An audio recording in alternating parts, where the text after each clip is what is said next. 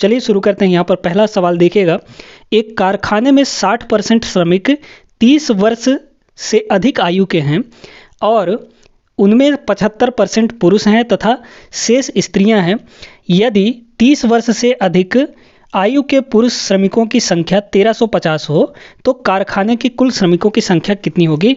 बहुत ही शानदार सा सवाल है, देखिए कैसे इसको हम लोग करेंगे, है ना। इसमें आपका परसेंटेज का कॉन्सेप्ट भी लगेगा और इसमें लगेगा आपका रेशियो एंड प्रोपोर्शन का कॉन्सेप्ट, ठीक है। देखिएगा यहाँ पर कह रहा है दोस्तों, एक कारखाना है, ठीक ना। उस कारखाने में 30 वर्ष से अधिक आयु के 60% श्रमिक हैं। श्रमिक मतलब लेबर, है ना। तो यहाँ पर हम दो कैटेगरी बनाते हैं, कौन कौन सा। एक तो 30 वर्ष से अधिक 30 प्लस वाले और एक 30 से कम वाले, ठीक है। 30 से अधिक वाले 60% हैं, है ना। 60% ये लोग हैं, यानी 30 से कम वाले कितने परसेंट होंगे, 40% होंगे। भाई टोटल कोई भी अगर टोटल देखा जाए, टोटल वैल्यू कितना होता है, अपने आप में 100% होता है।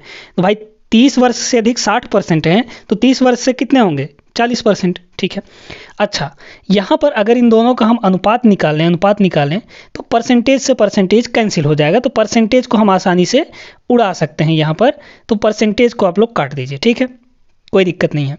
अब कह रहा है दोस्तों कि जो 30 वर्ष से अधिक हैं उनमें 75% पुरुष हैं। 30 वर्ष से अधिक में देखिए, 30 वर्ष से अधिक में कुछ मेल हैं और कुछ फीमेल हैं, ठीक है। इस वाले में अब देखिए यहाँ पर अगर देखा जाए तो 30 वर्ष से अधिक कितने हैं, 60 लोग हैं, ऐसा समझ लीजिए कि 60 लोग हैं।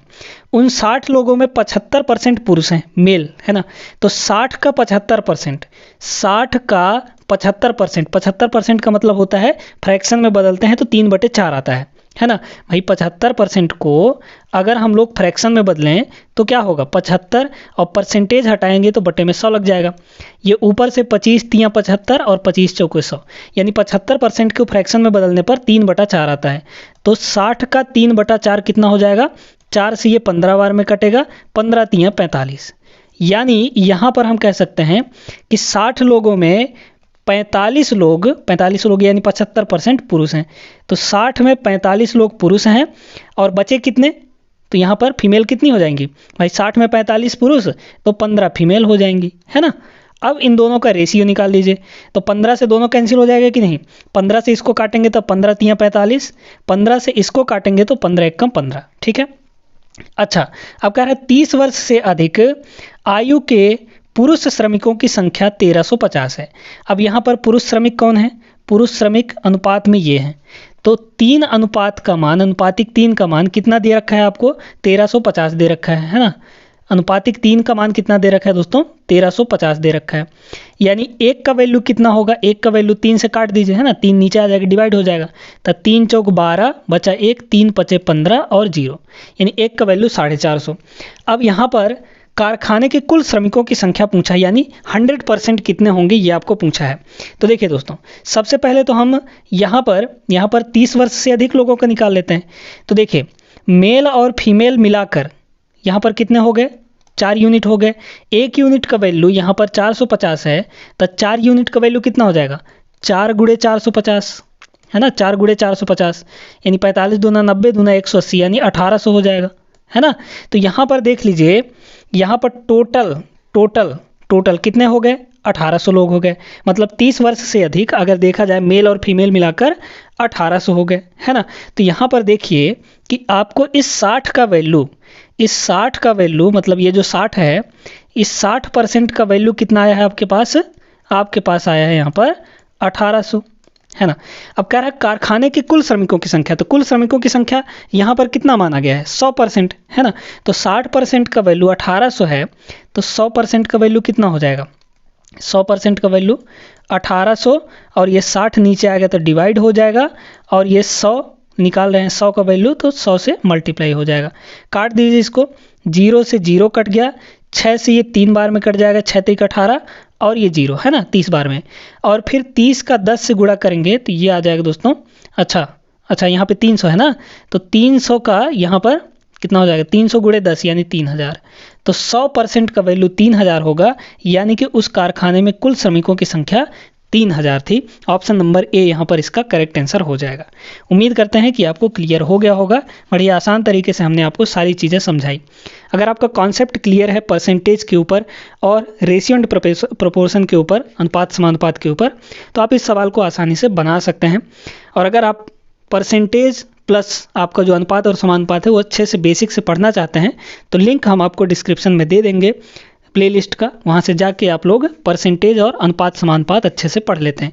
क्योंकि दोस्तों जो अरिथमेटिक होता है, मैथ्स का एक पार्ट है अरिथमेटिक में ये सारे चैप्टर आते हैं।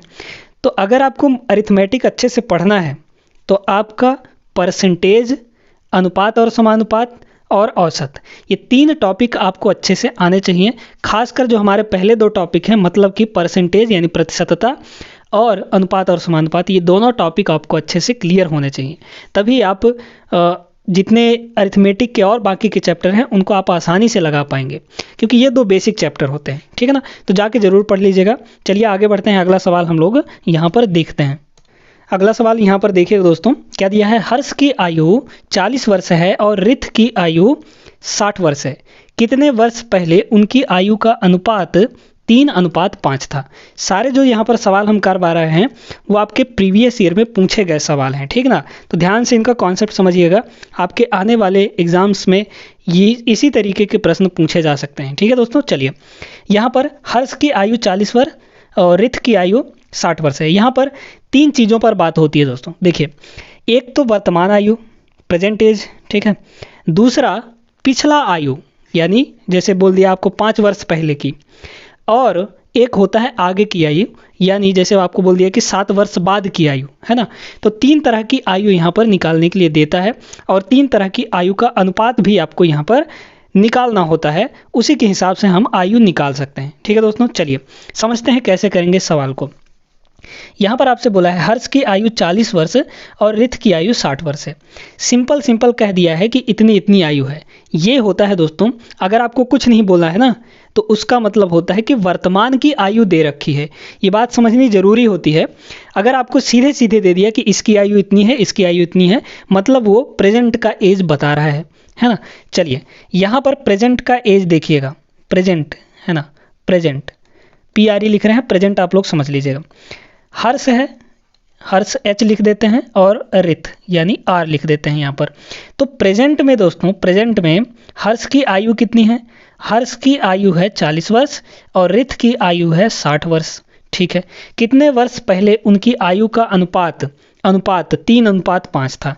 चलिए यहाँ पर हम कह रहे हैं कि x वर्ष पहले, तो x वर्ष पहले का मतलब x माइनस होगा, है ना। x माइनस पहले, यहाँ पर थोड़ा सा इसको और दूर हम लिख देते हैं, x वर्ष पहले मतलब हम ऊपर लिखेंगे। ठीक है, नोटेशंस आपको समझ में आने चाहिए। x माइनस यानी x वर्ष पहले, मान लीजिए कि x वर्ष पहले उनका जो आयु था वो किस अनुपात में था? 3:5 में। ठीक है, 3:5 का अनुपात था, मतलब कि x वर्ष पहले का। ठीक है, अब देखिए दोस्तों, यहाँ पर प्रेजेंट का हमको अनुपात नहीं पता है, तो प्रेजेंट का अनुपात निकाल लीजिए। इन दोनों का अनुपात निकालेंगे। अनुपात में दोस्तों देखिए, अनुपात का मतलब होता है सीधे सीधे बटा, यानी 40/60। तो अगर हम दोनों को काटें तो दोनों किसी न किसी संख्या से कट जाएंगे, है ना। तो यहाँ पर देखिए, इसको भी 10 से काट दीजिए, इसको भी 10 से काट दीजिए, तो ये हमारा 0 से 0, ये 0 से 0, यानी ये हो गया 4, ये हो गया 6 हमारा। ठीक है, तो नया अनुपात निकल कर क्या आ गया? 4 और 6 का। अब देखिए दोस्तों, यहाँ पर भाई x वर्ष पहले है, मतलब कि इन दोनों का जो अनुपात में कमी होना है वो सेम होना चाहिए, है ना भाई। दोनों ना x वर्ष पहले होंगे, जैसे 5 वर्ष पहले दोनों का आयु पूछा गया है, मतलब कि यहाँ पर देखिए, इसके अनुपात में कितने की कमी है? 6 से 5 यानी 1 की कमी। इसके अनुपात में कितने की कमी है? इसके अनुपात में यहाँ पर है 4 से 3 यानी 1 की कमी। यहाँ भी 1 है, यहाँ भी 1 है, यानी यहाँ का अंतर जो है दोस्तों वो समान है। और यही एक किसके बराबर है? x वर्ष के बराबर है, यानी हमको 1 यूनिट का वैल्यू चाहिए। ठीक है, 1 यूनिट का वैल्यू यहाँ पर चाहिए।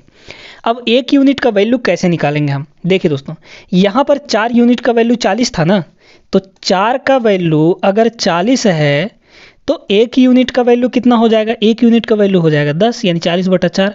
तो एक ही यूनिट का वैल्यू ना पूछा है 10, यानी x बराबर कितना हो जाएगा हमारा 10 वर्ष हो जाएगा। यानी 10 वर्ष पहले उनकी आयु जो थी वो 3:5 में थी। यहाँ पर ऑप्शन नंबर ए इसका करेक्ट आंसर हो जाएगा। उम्मीद करते हैं कि आपको क्लियर हो गया होगा दोस्तों। ठीक है।